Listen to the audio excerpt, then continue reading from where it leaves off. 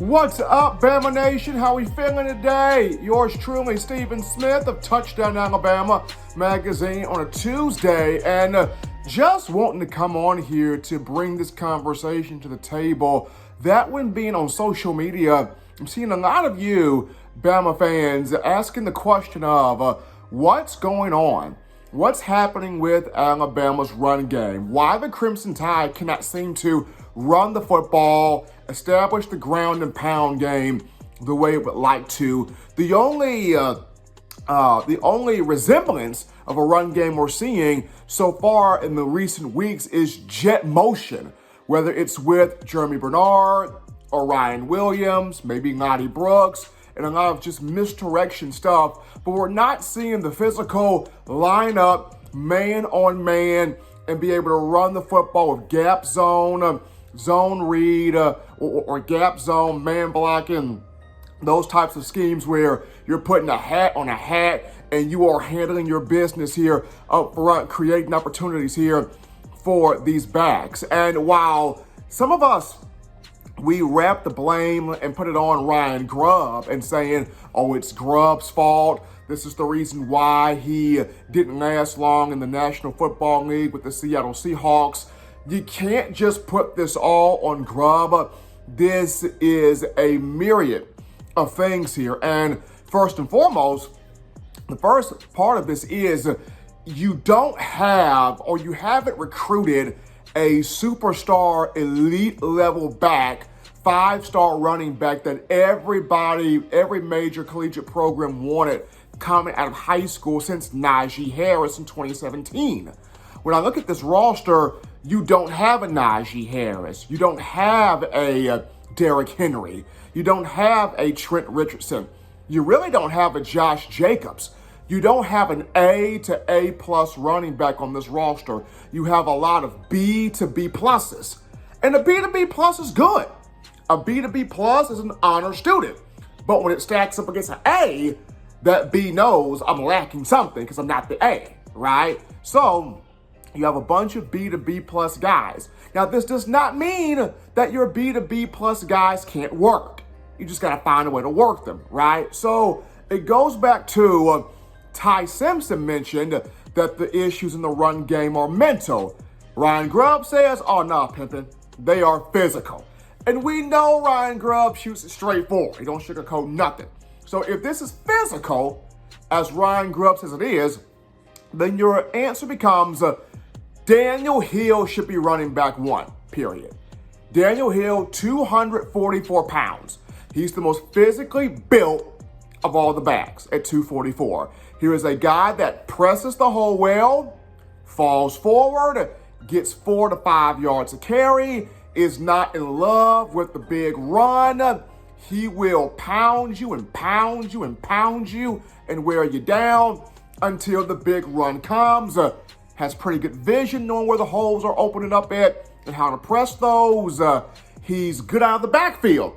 We saw this against South Carolina, using his hands, catching the football, being a weapon for Ty Simpson.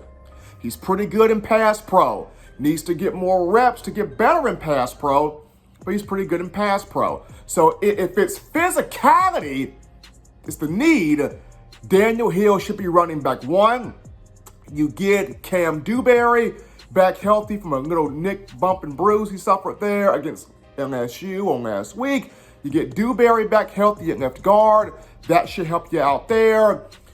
Daniel Hill as running back one, you should be able to pound and run the football, because going back to what I mentioned in my video about what did we learn from the win against LSU, when you're facing Oklahoma, you got to be able to run the football. You've got to have some type of balance. When you can't run the football, that takes away from your passing game. And this is the reason why against South Carolina, Alabama's offense was slow. It was lethargic. It didn't really get going till, fourth quarter, right? Same thing against LSU.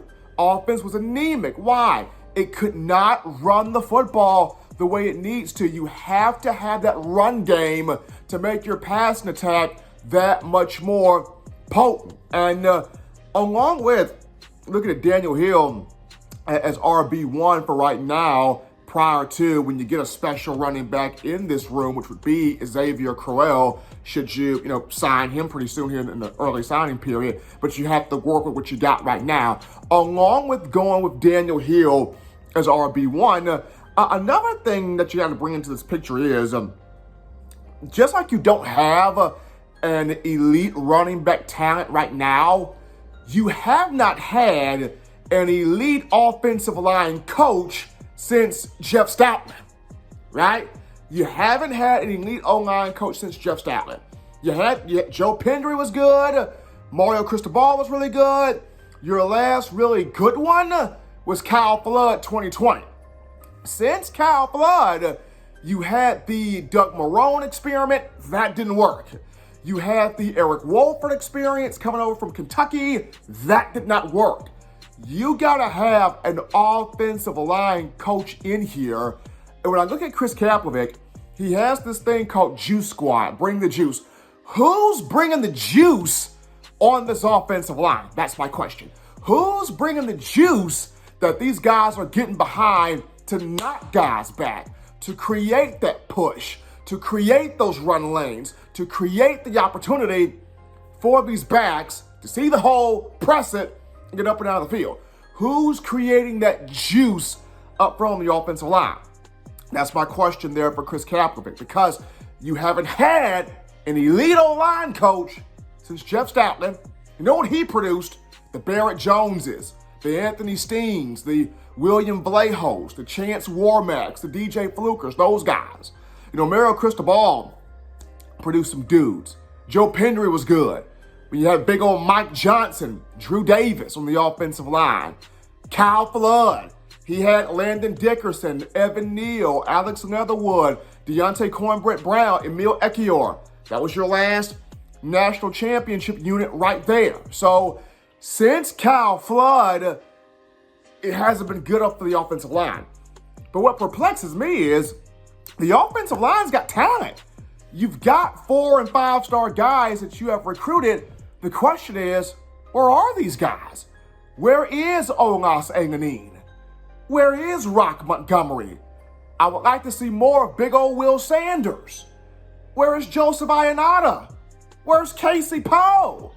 I would like to see Micah DeBose and Jackson Lloyd and Mal Waldrip. Where are these guys? You've recruited them. They're there. But if these are the guys that are bringing more of the physicality and practice that you need, why are they not playing? These are questions that you, as Alabama fans, want to know and like to know. But I'm going to keep it at this.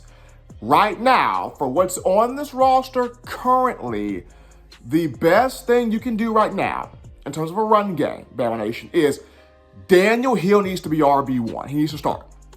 Big body, 244 pounds, physical, can press the hole, can lean forward, can push the pile, will wear you down with 4- and 5-yard runs till the big one happens, can catch the ball out the backfield, good enough in pass pro. Daniel Hill needs to be RB1. You get Cam Dewberry back at offensive guard from an injury against LSU. And if I'm head coach Kagan the board in this offensive staff, I'm going to the offensive line and say, somebody better bring some juice this week. Somebody better bring some juice. Because Oklahoma's like, we punked y'all out last year. All we did was line up and ran the football down y'all throat in Norman. And we took it to you. We beat you in Norman. We held you to 3, and we dropped 28 points on your dome. Like, our quarterback Jackson Arnold at that time only attempted 9 passes, bruh. We rushed for over 300 yards on y'all and beat you. We out-physicaled you, right? We out-physicaled you. We pummeled you in Norman. And Oklahoma is going to bring that same mentality to Tuscaloosa. They already talking. Bama got us on for their homecoming. Are we going to come down there ready to play? Brent Venables is going to have them cats ready to play. And if you're Alabama on this offensive line, somebody has got to bring this juice and have it all night long.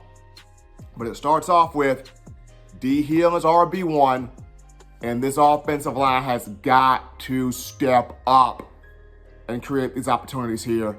And it starts with Chris Kaplowitz.